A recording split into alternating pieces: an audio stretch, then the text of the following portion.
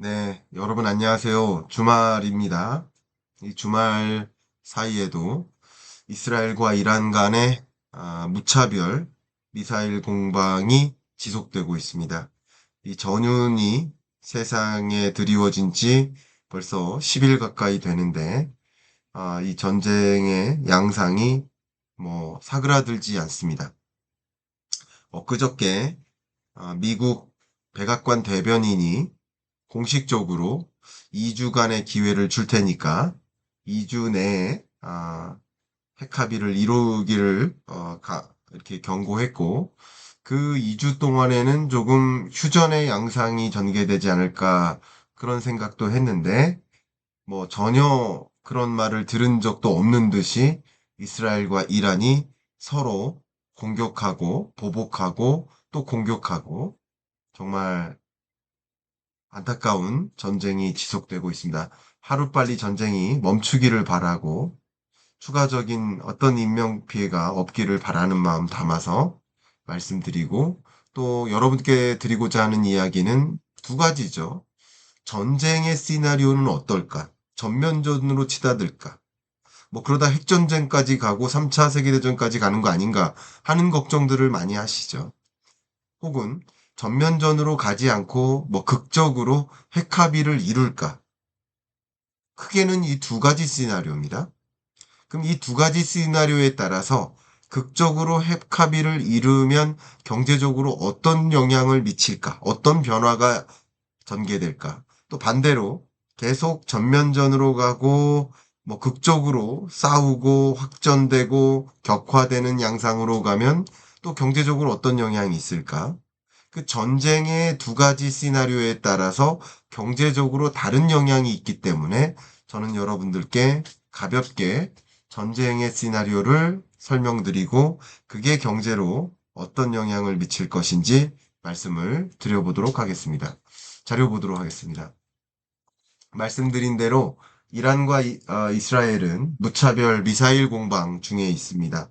도대체 이제 몇 개째 서로 간에 원전을 폭발하고, 또 이스라엘은 이란에 원전을 몇 개째 폭파하는지에도 팔로우하기가 어려워질 만큼 원전을 폭파하고 있습니다. 또 이란은 그것에 대한 거의 그대로 보복하듯이 정말 민간인이 살고 있는 도시를 공격하고, 병원을 공격하고, 서로 간에 엄청난 미사일 공방이 이어지고 있습니다. 심지어 유럽과 중동의 여러 국가들, 이 중재국들이 정말 긴박하게 협상 테이블을 마련하고 그 협상하도록 그 요구를 하고 오고 가고 이렇게도 있습니다만, 그러니까 협상의 여부는 계속 진전되고는 있어요. 그렇지만 이 당사국들은 계속 미사일을 주고받으면서 지금 9일째 무력 공방을 멈추지 않고 있습니다. 그런데 말씀드린 것처럼 오늘로부터 하루 전 미 백악관은 트럼프 대통령이 2주 내 이란 공격 여부를 결정짓겠다라고 표현했거든요. 잠깐 읽어드리면 whether or not to launch a military attack, 군사적 공격. 그러니까 미국이 취할 수 있는 이런 대응은 군사적 공격이 있겠고, 그죠? 또 한 가지는 외교적 해법이 있겠죠. 그러니까 군사적 해법이 있고 외교적 해법이 있는데, 지금은 군사적 해법을 동원하진 않은 거예요. 군사적 해법을 동원할 수 있는 상황까진 만들어 놓은 거죠. 미국 항공모함을 중동으로 다 보내놓고, 그리고 해상전과 공중전을 같이 가정하면서 많은 전투기를 보내놨고, 공중급유기를 보내놓고, 벙커버스터를 취하할 벙커버스터를 터트릴 그 제트기도 같이 보내놓고, 이런 것들을 다 준비는 해놓은 거예요. 그죠? 그러니까 준비는 해놨지 아직 밀리터리 어택 그 자체는 안 했단 말이에요. 근데 이 밀리터리 어택을 런치할지 말지에 대한 판단은 보시는 것처럼 next 2 weeks within the next 2 weeks. 2주 내에 결정될 것이다. 라고 얘기했습니다. 그러니까 2주 동안 지켜보다가, 너무나 유명한 대변인이죠. 2주 동안 지켜보다가 이란과 협상 가능성이 뭐 상당하다라는 사실에 근거해서 이란이 핵포기를 하겠다. 이란이 완전 핵포기하겠다라는 그런 결단을 한다면, 그러면 당연히 공격 없고 외교적으로 풀어나갈 것인데, 만약에 핵포기라는 결단을 하지 않는다면, 그러면 나는 공격하겠다. 2주 안에 공격하겠다. 라고 했고, 또 심지어 그 이후에 트럼프는 말을 자꾸 바꾸잖아요. 트럼프가 또 이후에 뭐라고 얘기했냐면, 어떤 이 2주 내에도 이란이 심상치 않은 어떤 모습을 보인다면 즉각 군사적인 공격을 취하겠다. 뭐 이렇게까지 얘기는 했습니다.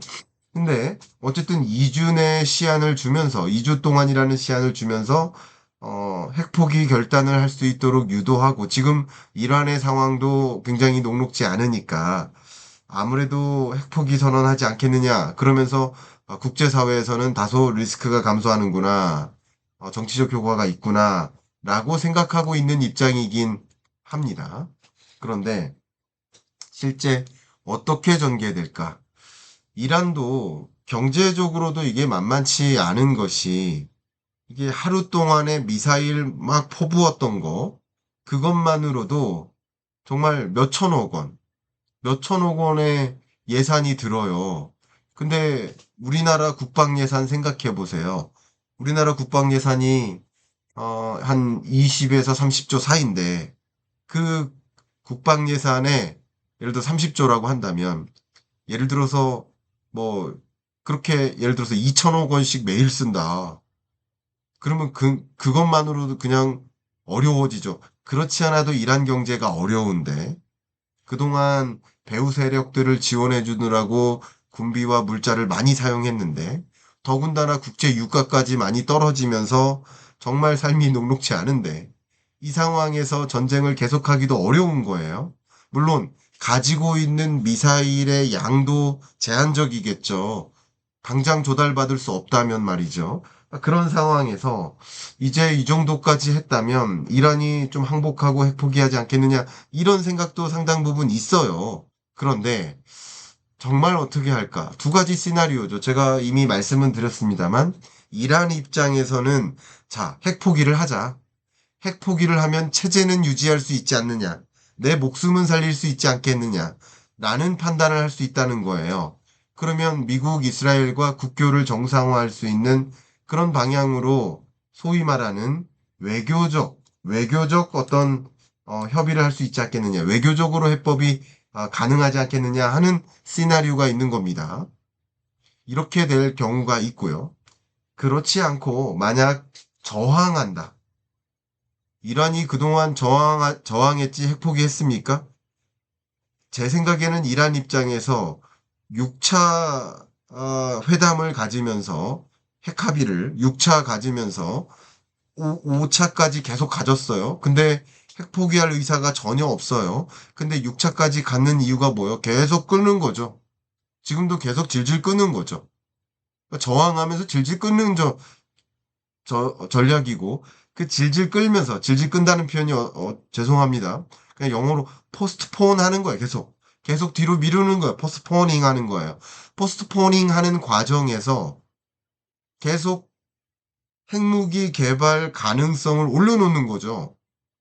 그러면 대외적으로는 더 불안하게 만들고, 이란 스스로는 만에 하나 핵무기를 갖게 된다.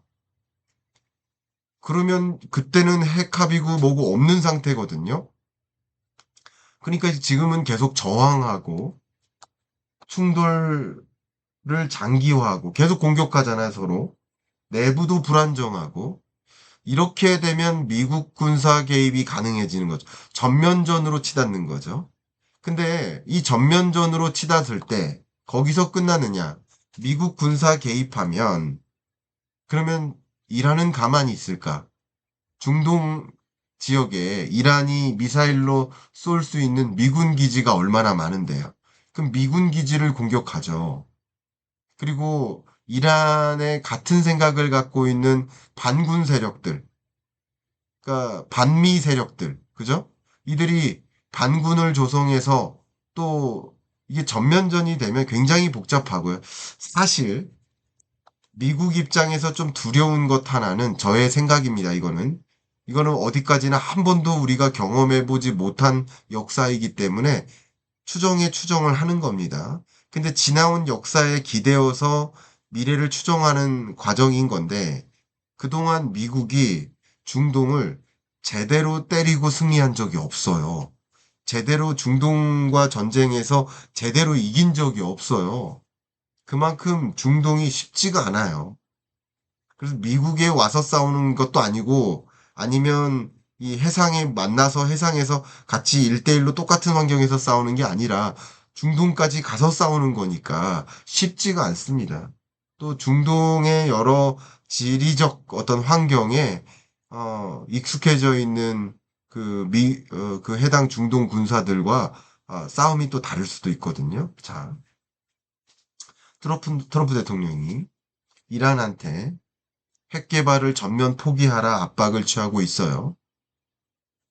유럽 주요국이 사실상 가세했거든요. 그런 이후에도 이란이 아직까지 굉장히 강경한 입장을 고수하고 있어요. 그죠? 굉장히 무시무시한 경고를 하고 있죠. 트럼프가 너의 위치도 알고 있다. 너 지금 너를 사실 사살시킬 수 있지만 사살 안 시키는 거다.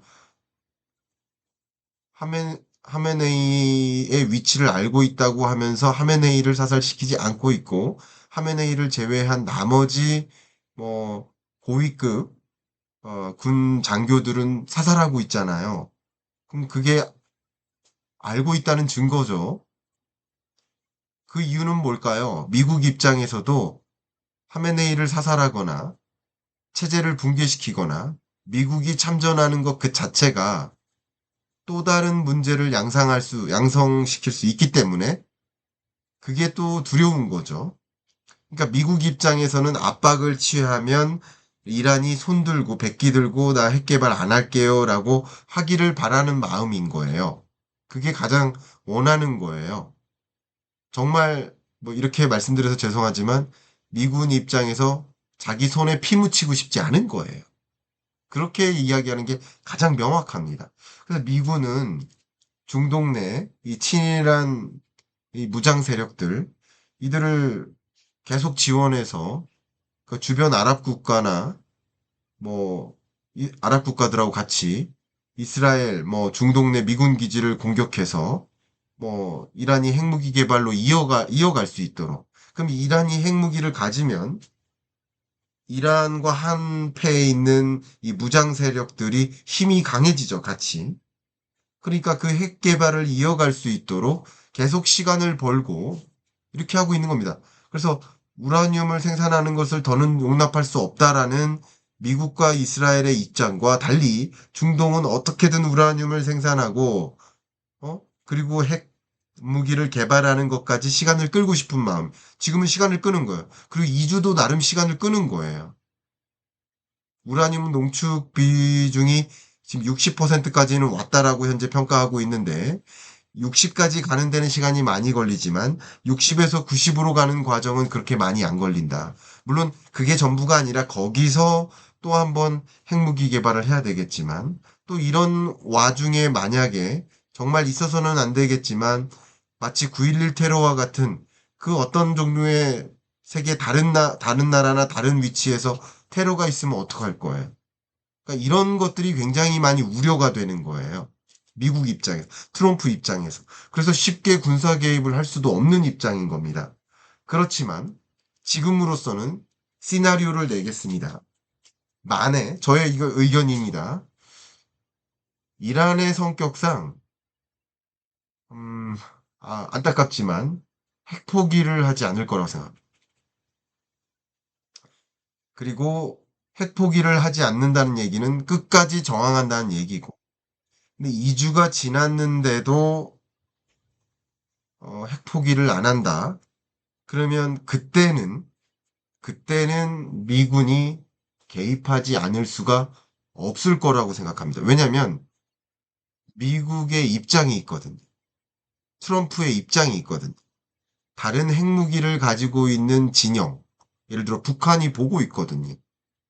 어, 결국 미국이 개입을 못하네? 예를 들면 지금 중국도 무역협상, 이게 다른 얘기지만 무역협상의 2차 무역협상의 결과가 안 나왔습니다.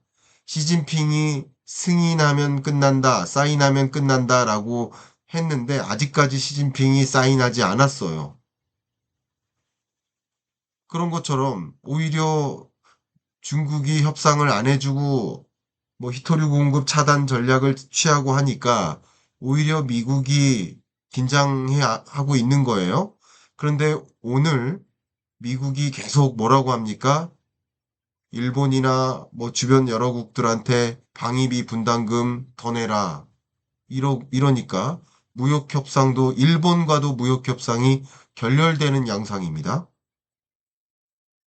마치 이런 것처럼 결국 질질 끈다면 그렇게 지연 전략을 세운다면 미국 입장에서 더 급하게 만들 수 있는 거라고 판단할 수 있겠죠.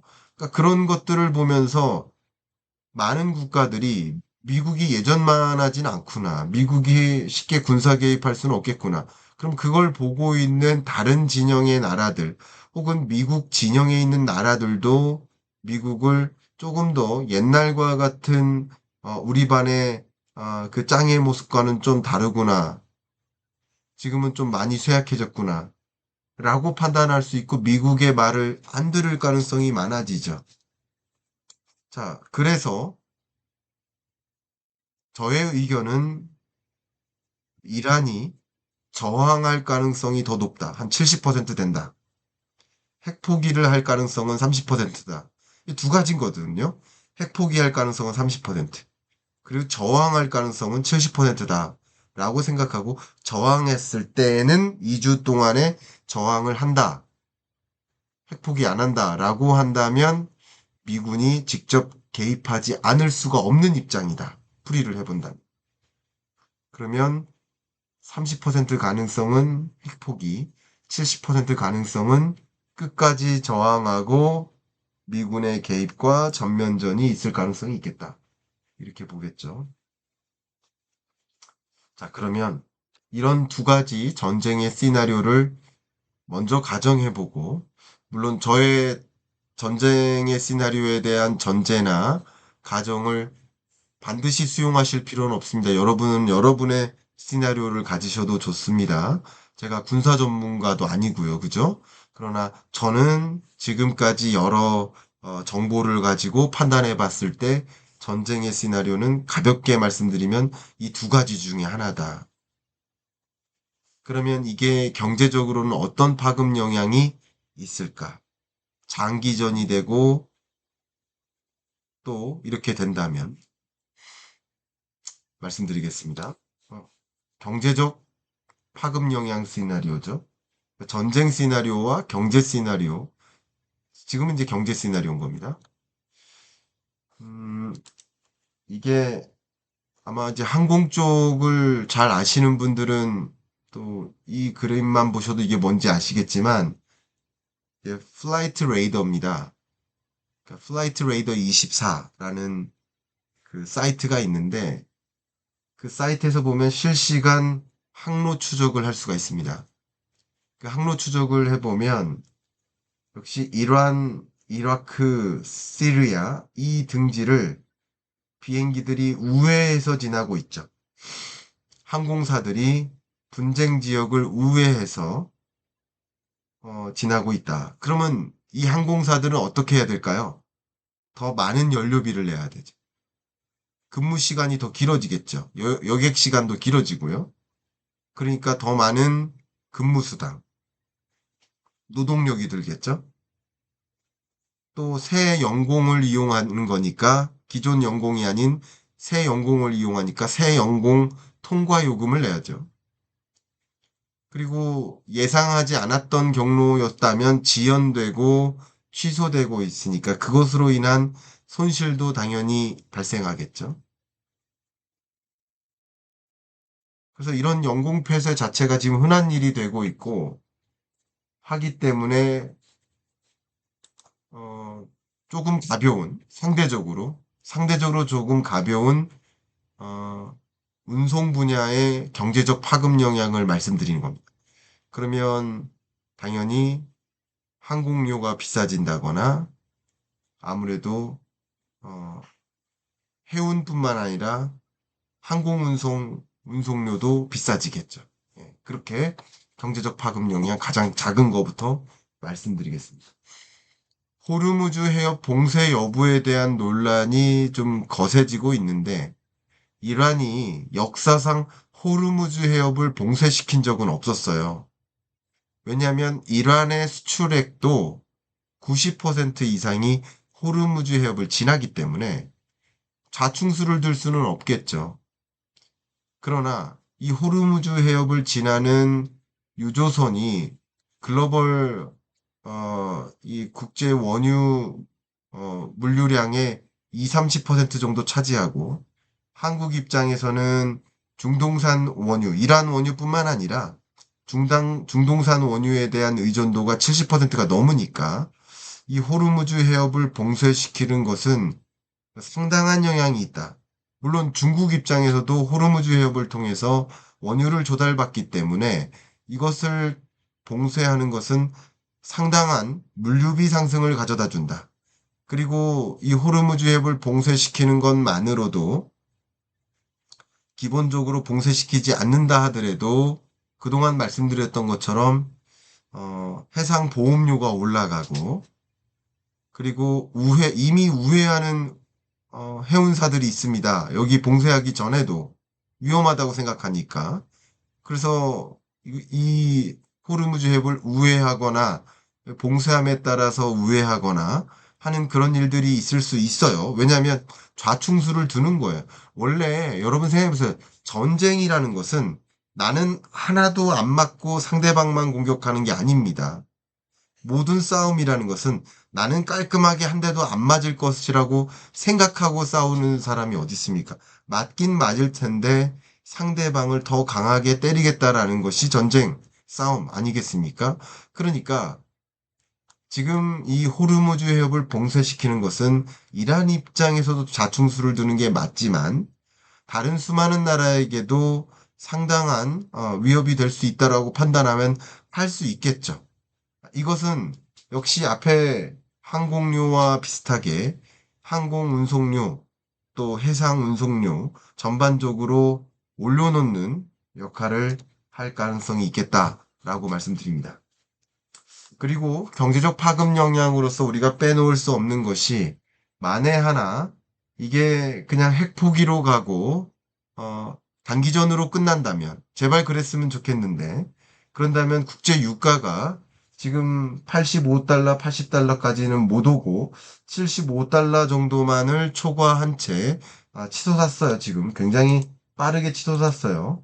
그런데 단기전으로만 끝나면 이 국제 유가의 흐름은 다시 내려올 겁니다. 왜냐하면 지금 경기가 굉장히 안 좋고 많은 기업들이 생산 용량을 줄이거나 설비 투자를 하지 않고 있기 때문에 원유 수요가 줄어들고 있어요. 그래서 단기전으로 끝나면 핵합의가 이루어지면 이게 이렇게 내려갈 겁니다. 그렇게 봅니다. 그런데 만약에 장기전이 된다면 이란산 원유뿐만 아니라 중동산 원유 자체의 원활한 공급이 막히는 거예요. 그러면 당연히 전고점 85달러는 올라갈 거라고 생각이 되고 정말 지독한 장기전이 되거나 또 석유 시설들이 추가적으로 폭파되거나 또 경제 제재를 가하거나 뭐 이런 일들까지 있게 되면 100달러로 갈 수도 있는 것이죠. 그 두 가지 시나리오 중에 부정적으로 보는 안 좋은 시나리오로 간다면 그렇게 될 수도 있겠죠. 그 부분이 굉장히 중요한 우리가 고려해야 될 사안이라고 볼 수 있겠습니다. 자, 그러면 국제 유가 말고 또 다른 요소가 뭡니까? 바로 금 가격이죠. 금 가격도 늘 계속 지속적으로 최고치를 갱신해 왔는데요. 왜 그래요?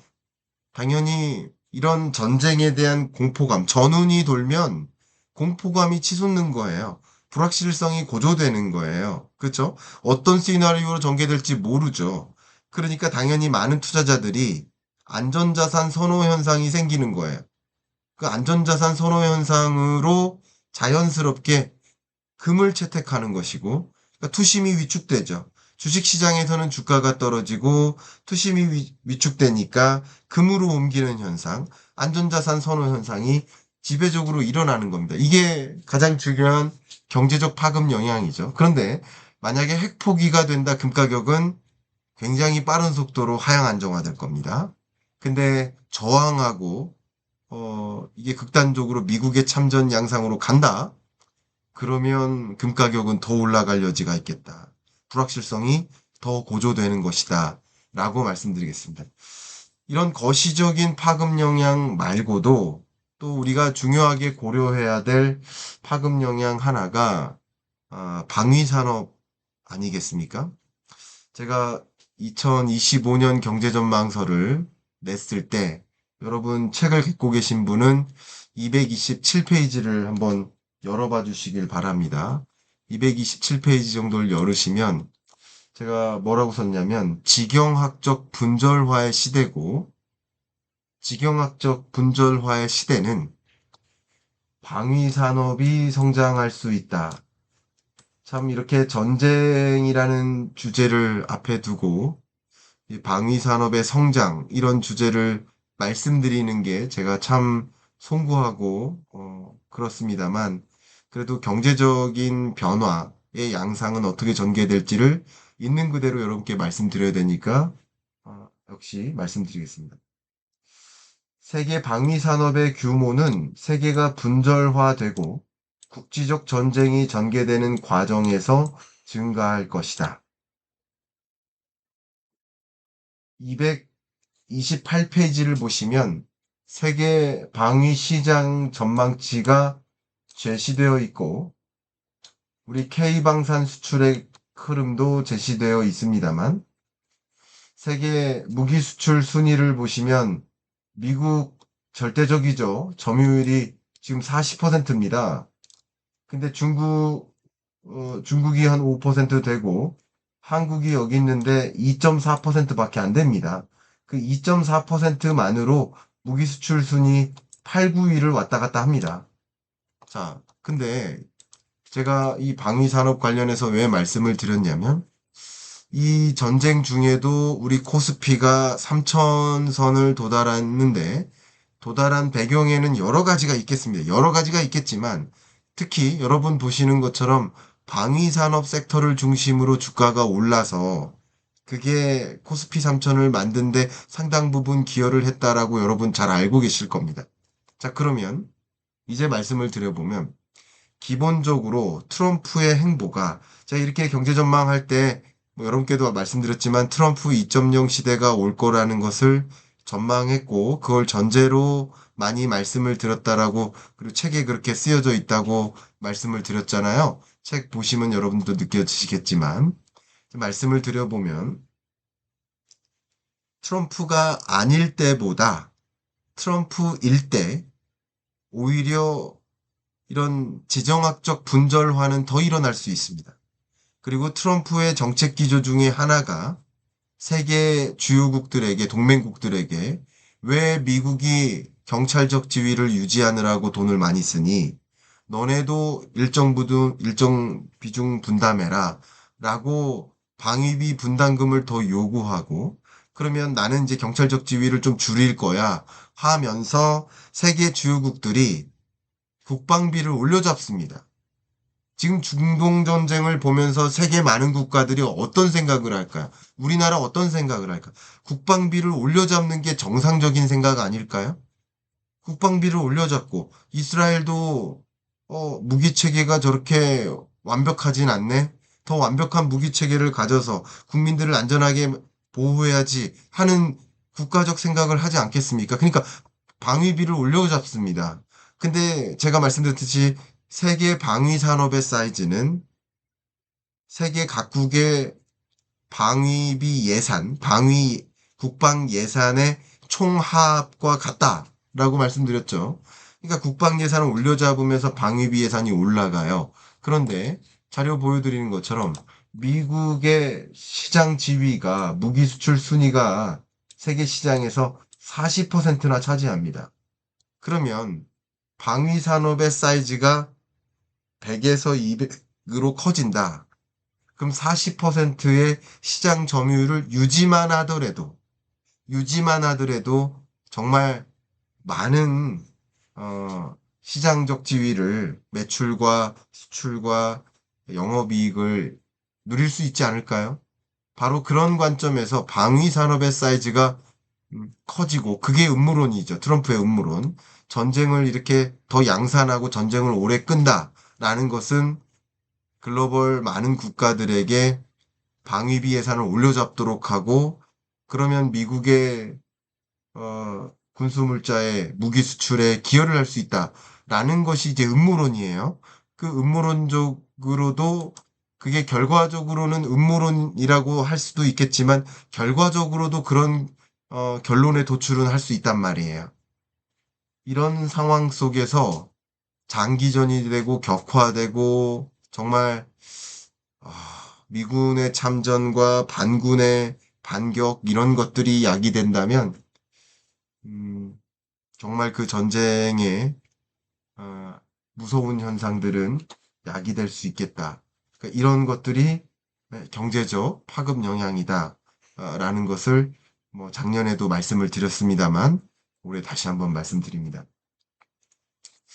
녹화를 위해 마무리 말씀드린다면 지금 녹화하고 파월은 왜 스태그플레이션을 경고했는지 정말 그게 경고가 맞는지를 또 말씀 이어서 드리겠습니다만 이 녹화를 마무리하기 위해서 이렇게 공지 말씀 드리겠습니다.